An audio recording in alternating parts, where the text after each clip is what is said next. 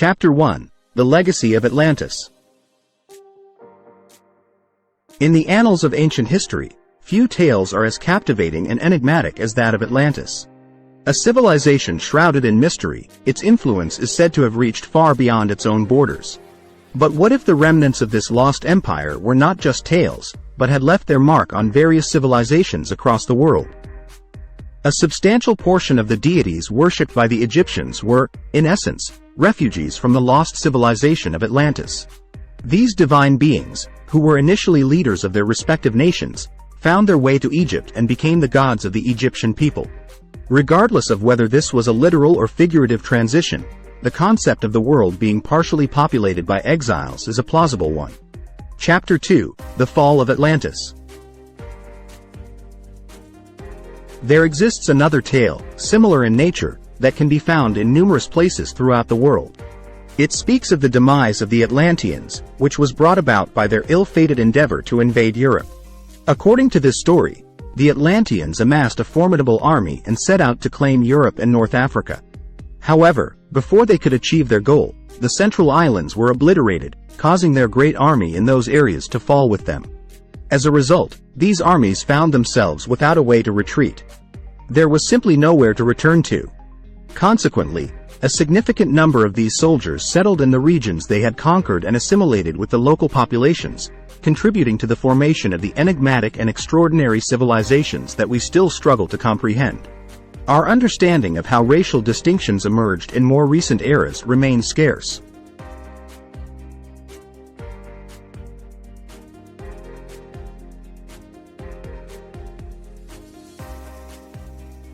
Chapter 3. The Merging of Civilizations. Anthropologists have created charts to display the events that took place. However, like many scientific fields, the reasons for and mechanics behind these occurrences remain a mystery. Various bloodlines intermingled, resulting in a blending of cultures. Each stream brought with it unique aspects from their respective cultures. It appears that certain aspects of past civilizations have persisted throughout time, potentially manifesting in disparities between languages, artistic techniques, psychological frameworks, behaviors, values, and even physical traits to some degree.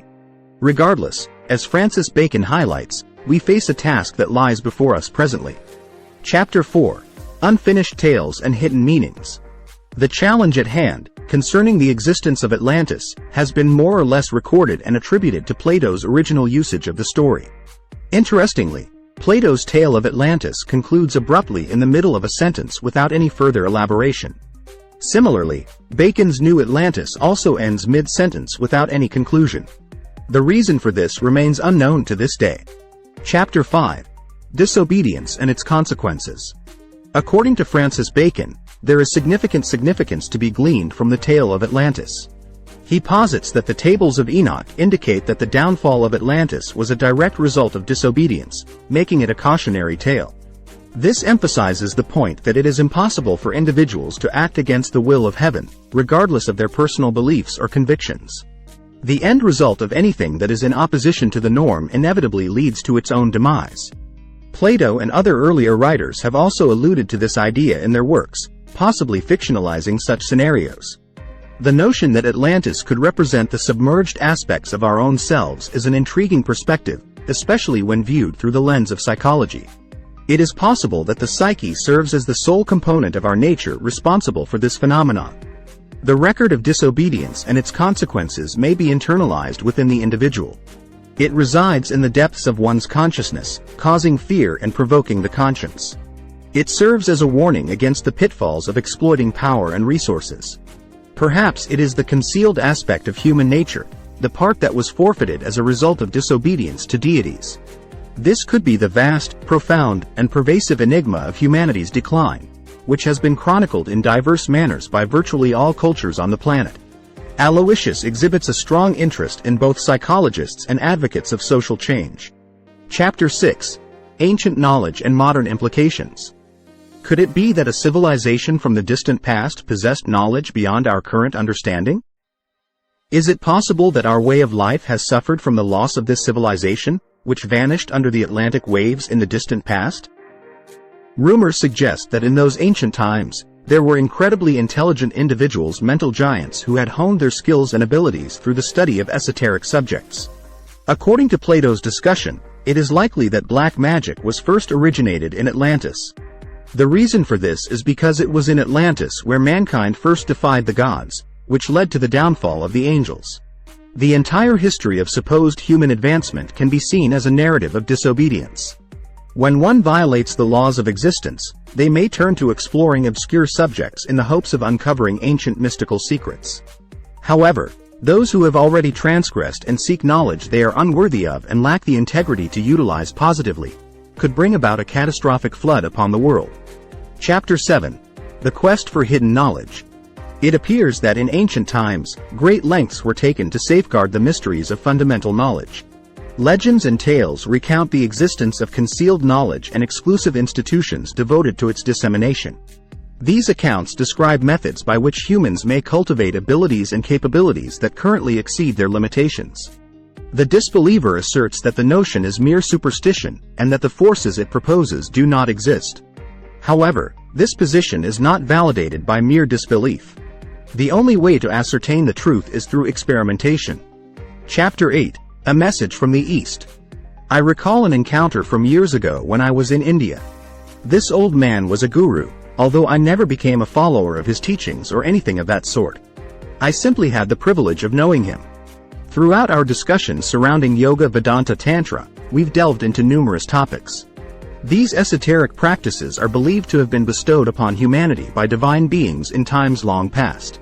As we discussed, an elderly gentleman sat calmly on a small white square resembling a sheet, in his humble abode in Calcutta. The man was seated, his hair within a close distance of approximately 11 feet. I informed him of my intention to return to the United States. I also offered to deliver a message to the American people as an esteemed holy man of India. The man, whose hair was an interesting contrast of pure white at the roots and black at the tips, gazed directly into my eyes. He responded that there was indeed a message to be delivered. The idea of urging Americans to be pragmatic may seem odd in the current circumstances, given that the endeavor at hand appears to be fairly unrealistic. When I inquired further about this, my interlocutor clarified that he wished to suggest something to me. The speaker suggests that they require the services of the most skilled and equipped scientists, numbering between 5 and 10. These individuals should be selected from the most knowledgeable faculty, institutions, and universities available. After being left with the speaker for a period of 10 years, these scientists will successfully reform the Western ideology. It appears that Western civilization has focused too much on its external appearances and has consequently failed to address the most fundamental enigma of all. One of the most profound realizations is that the answers we seek in life are often within ourselves, rather than elsewhere. Moreover, we possess a vast reserve of energy that cannot be depleted. Furthermore, it is possible and essential to develop a comprehensive understanding of existence to create a world that is sustainable and fulfilling for all its inhabitants. Such a world would be worth living in for everyone who calls it home. Chapter 9. The Downfall of the Atlantean Masters. The ancient masters of Atlantis, who were once skilled in the art of magic, suffered a great loss as a result of their corruption. They lost not only their lives but also their world, which included the magnificent cities and temples that they had built. Their failure led to the extinction of everything they had ever known. As we reflect on this moment, it is worth recalling the Atlantis that Bacon spoke of. Chapter 10. The Ultimate Objective. The task at hand can be summed up as follows.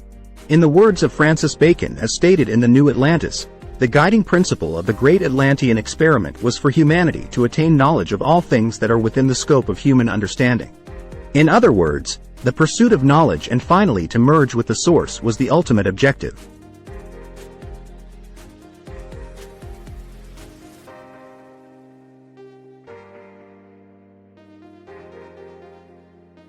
Thanks for watching.